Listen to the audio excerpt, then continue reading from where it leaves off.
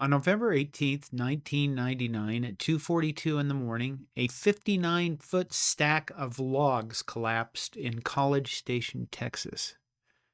12 people died, 27 were injured, and the most bitter rivalry in college football was about to reveal its true nature. Texas versus Texas A&M isn't like other rivalries. Your brother goes to A&M, your sister goes to Texas. Thanksgiving dinner isn't about turkey, it's about the game. For 118 years, these two schools have been locked in the most personal war in college football. They wrote fight songs specifically to insult each other. They branded a mascot and firebombed each other. They even stopped playing for 13 years because the hatred became too much. But when tragedy struck in 1999, something remarkable happened. And it revealed a truth both fan bases desperately deny. Beneath all the hatred, their family. This is the story of the Lone Star Showdown.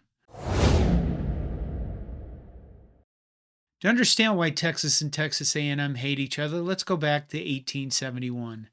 That's when Texas created its first public university in College Station, the Agricultural and Mechanical College. All male, all white, mandatory military service. This would produce the state's engineers, farmers, and soldiers. Classes began on October 4th, 1876. 7 years later, the state opened another university in Austin, the capital, the University of Texas, co-ed, liberal arts, the school that would produce Texas lawyers, politicians, and business leaders. From day one, these schools represented competing visions of Texas: rural versus urban, military versus civilian, working class versus elite. And then they started playing football. October 19th, 1894, the first intercollegiate football game in Texas history. Texas won 38-0. On the very first play, the A&M quarterback fumbled and Texas returned it for a touchdown. The game was called off by halftime. For the next 7 games, A&M didn't score a single point. Texas outscored them 157-0. It was a humiliating public dominance. This created the psychological dynamic that would define the rivalry for a century. Texas as the established, confident power, and A&M as the determined challenger fighting for respect. But the challenger would eventually grow up. By the 1910s, both schools were building traditions designed to antagonize each other. And these weren't just cheers or chants, they were elaborate, sometimes dangerous rituals that would define both schools for a century. The fight songs came first. In 1918, an A&M student named J.V. Pinky Wilson wrote the Aggie War Hymn while serving in World War I. It's the only major college fight song whose primary purpose is to mock another school. It doesn't celebrate A&M. It threatens Texas, including the lyrics, "Saw Varsity's horns off." Varsity meant the University of Texas. Every home game, 100,000 people sing about dismembering their rival's mascot. Texas Fight has its own controversy. Some Aggies claim it's based on Taps, a funeral song, because after A&M's 13-0 victory in 1915, the Texas band supposedly played Taps in defeat. Texas denies this entirely. The truth is lost to history, but the story persists. Then came the mascots. In 1916, Texas introduced a Longhorn steer named Bevo. To understand what happened next, you have to understand the mindset of early 20th century college students, particularly military cadets with agricultural training and too much time. On February 12, 1917, 4 A&M students broke into the Austin stockyard where Bevo was kept. They didn't just vandalize the steer, they branded him. 13-0. The score of their 1915 victory, permanently burned into the hide of Texas living symbol. I grew up in western Nebraska. I worked cattle, which we branded as calves.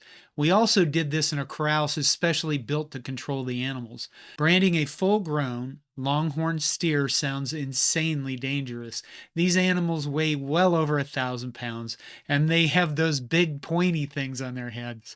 That these students succeeded without injury or arrest is remarkable, and that they thought to try it at all tells you everything you need to know about this rivalry. The aftermath was even stranger. Aggie legend claims Texas students tried to alter the brand to spell Bevo, giving the mascot his name. Historical records prove this false. The name appeared in print 2 months before the branding. But Aggies still tell the story. We named your mascot with our victory. This Bevo's fate was bizarre. In 1920, they slaughtered him, barbecued him, and held a banquet. Then they invited A&M dignitaries to dinner and presented them with the branded portion of hide as a gift. Was it a peace offering? A power move? Nobody knows. But A&M still has that piece of hide, their greatest rivalry victory literally preserved in leather. Now, the real story here is that the branding occurred in 1917 and the banquet in 1920. In between those years occurred something called World War I. Around 2,000 students from Texas A&M marched off to serve. 60 of them never returned. During the war, A&M served as a Federal Army training base, and by September 18, 1918, it had trained 4,000 soldiers. So when Texas invited Texas A&M dignitaries to the banquet, it was probably in recognition that some things are bigger than football. Not many, but some. However, Texas A&M needed a tradition Texas couldn't touch. They found it in fire. It started simply enough in 1909, a pile of junk set ablaze to keep students warm, but it evolved into the Aggie bonfire, a ritual that became a statewide symbol of their burning desire to beat TU. And yes, they always write TU in lowercase, a perfect, petty sign of disrespect. I'm sure A&M students and fans won't call it petty, but well deserved. This wasn't some small campfire. It was a logistical marvel in a tower of pure defiance. Students worked around the clock to stack thousands of logs into a multi-tiered structure, sometimes resembling a teepee, sometimes a wedding cake. By 1969, it reached a terrifying 109 feet tall before the university finally capped its height at 55. Texas had its own bonfires for a time, which just added gasoline, literally, to the rivalry. Pranks became acts of war. In 1949, 4 Aggies tried to pre-light the Longhorns' woodpile, but the sabotage backfired, and 2 of them were burned. Undeterred, they came back the next day and succeeded. Not to be outdone, a Texas student pulled off an even more spectacular prank. He piloted a 2-seater plane over College Station and dropped incendiary bombs onto the Aggie bonfire stack. This is what the bonfire represented. It was sacred. It was the physical manifestation of A&M's refusal to be second best. For 90 years, it burned. These traditions, the songs, the branded mascot, the Tower of Fire, weren't created in committee rooms or focus groups. They were born from genuine animosity between 18-year-olds who couldn't stand that another school existed 100 miles away. They were offensive, occasionally criminal, and sometimes life-threatening, and they were the perfect representations of what this rivalry meant to Texas. From 1915 to 2011, these teams played 97 consecutive years, most on Thanksgiving Day. This era produced the great Thanksgiving arguments. These weren't just games, they were the source of family feuds that would last for generations. The arguments always centered on the same things: who had the most dominance, who had the best defense, and who had the Heisman. Paul Bear Bryant coached at A&M from 1954 to 1957. In his first year, he took his team to that infamous training camp in Junction, Texas, where brutal heat broke most of the squad. The survivors became the Junction Boys. Bryant's brutal camp set a new standard for toughness, and the star of his first recruiting class was John David Crow. Crow, a two-way star, arrived in 1954, but as a freshman was ineligible for the Junction camp. He joined the varsity in 1955 and became the embodiment of Bryant's hard-nosed football.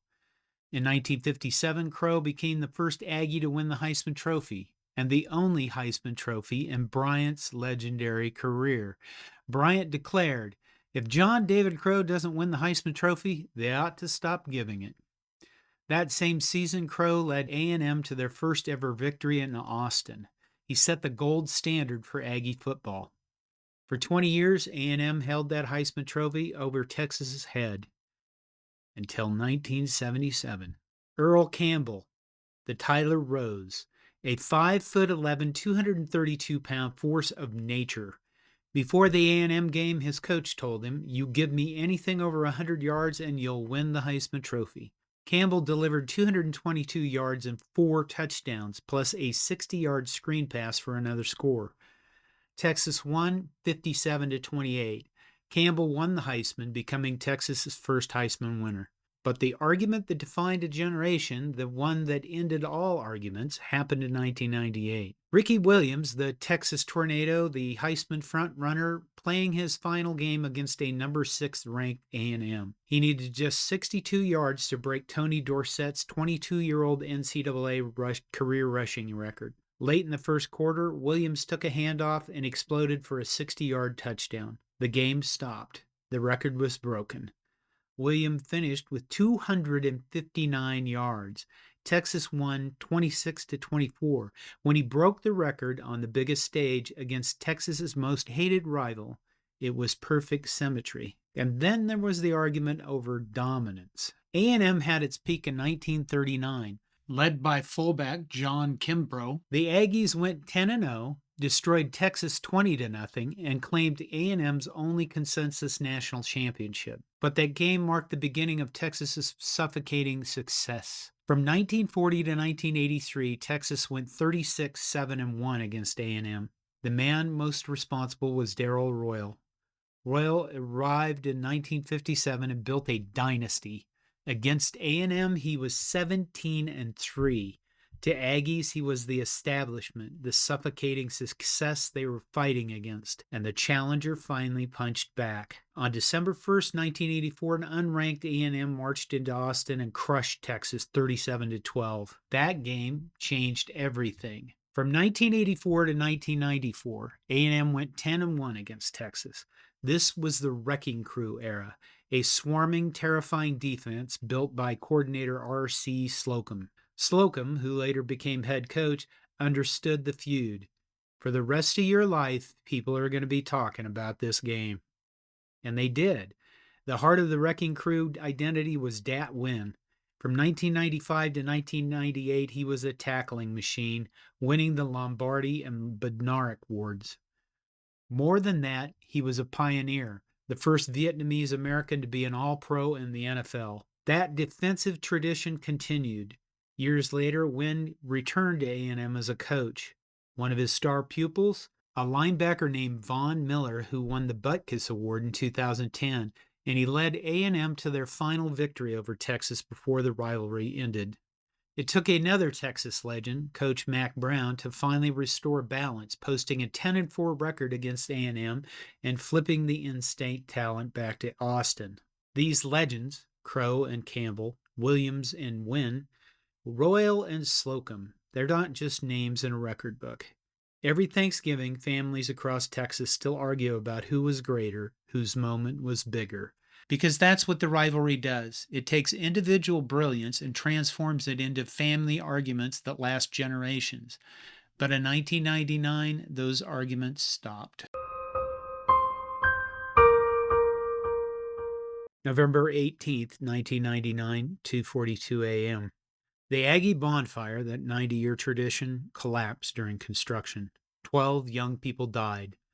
Miranda Adams, Christopher Breen, Michael Ebanks, Jeremy Frampton, Jamie Hand, Christopher Hurd, Timothy Curley Jr., Lucas Kimmel, Brian McLean, Chad Powell, Jerry Self, and Nathan West. 27 more were injured. The entire Texas A&M football team rushed to the site, pulling logs off their trapped classmates. The campus was shattered. The state was in mourning. The University of Texas canceled their Hex rally and replaced it with a unity gathering. 10,000 people, including busloads of Aggies, gathered on the UT campus holding white candles. Longhorn players organized blood drives. The UT tower stayed dark. November 26, 1999, Kyle Field, 8 days after the tragedy. The University of Texas Longhorn Band marched onto Kyle Field carrying Texas A&M flags. They played Amazing Grace.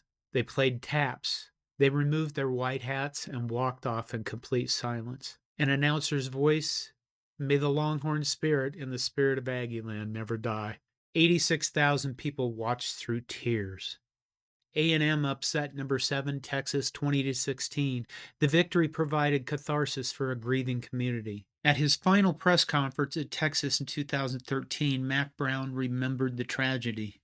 He was asked what would be the one thing he would change during his tenure with the Longhorns.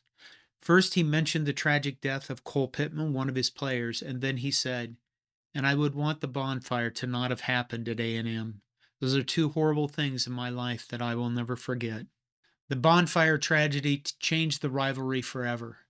The hatred didn't disappear, but it introduced an unbreakable bond. They were family first, rivals second. July 2011. Texas and ESPN announced the Longhorn Network, a 20-year, $300 million deal.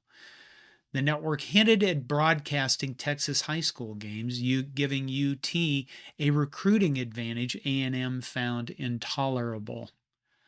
A&M President R. Bowen Lofton said, "When the Longhorn Network was announced, we went from 50-50 to 95-5 in favor of the SEC almost overnight."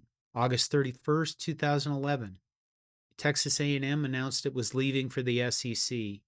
Lofton called it a 100-year decision. This set up the final game. November 24th, 2011, Kyle Field. Texas trailed 25-24 with 1:48 remaining. Backup quarterback Case McCoy scrambled for 25 yards. Justin Tucker hit a 40-yard field goal as time expired. Texas 27, Texas A&M 25. For Longhorns, triumphant. For Aggies, devastating. July 1st, 2012, Texas A&M joined the SEC. The rivalry died. For 12 years, the game didn't exist, but the rivalry thrived. Texas and Texas A&M engaged in what you might call a Cold War. Recruiting battles intensified. Social media exploded. Legislative bills failed. Student referendums showed overwhelming support for the rivalry. Over 96% at Texas, over 88% at A&M.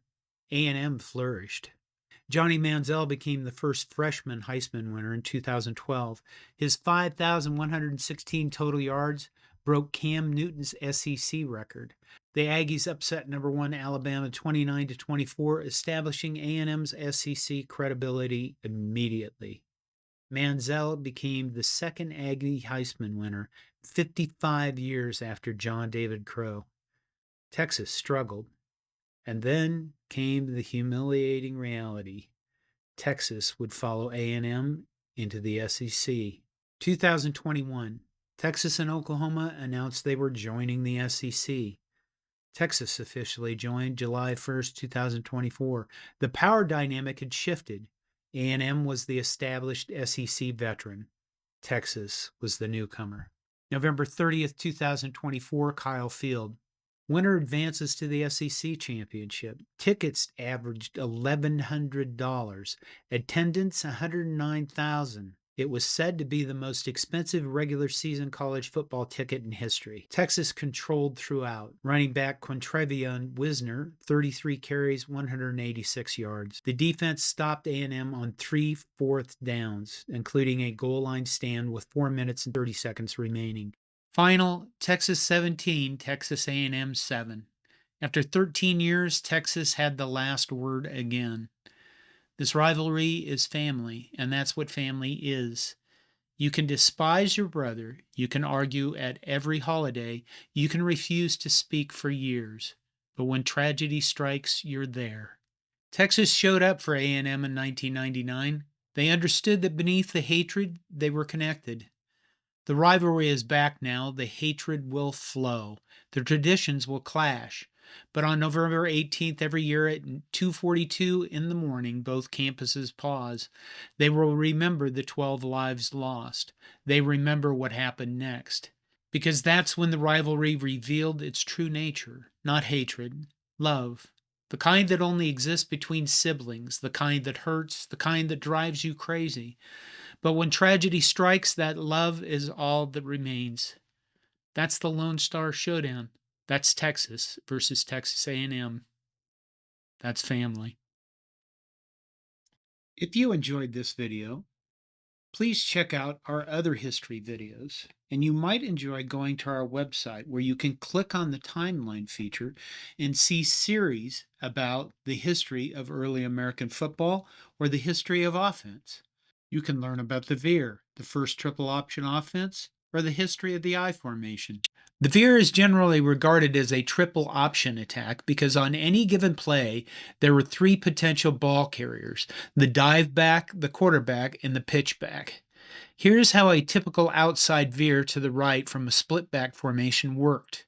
The quarterback takes the snap and pivots on his right foot and extends the ball toward the sideline he is facing. The right halfback, the dive back, attacks the line aiming for a specific gap and meets the quarterback at the mesh point. The offensive line would intentionally leave a defensive player at the point of attack unblocked. This was the dive key. If the dive key crashed down hard to tackle the dive back, the quarterback pulls the ball from the dive back's belly and continues to the next read. If the dive key stays wide to contain the quarterback or attacks the quarterback directly, the quarterback gives the ball to the dive back. If not, the quarterback keeps the ball and the left halfback, the pitch back, trails the quarterback a few yards outside and slightly behind. The quarterback reads the next unblocked perimeter defender, usually a defensive end or an outside linebacker, and he becomes the pitch key. If the pitch key widens to cover the pitch back or stays outside, the quarterback cuts upfield and runs the ball himself.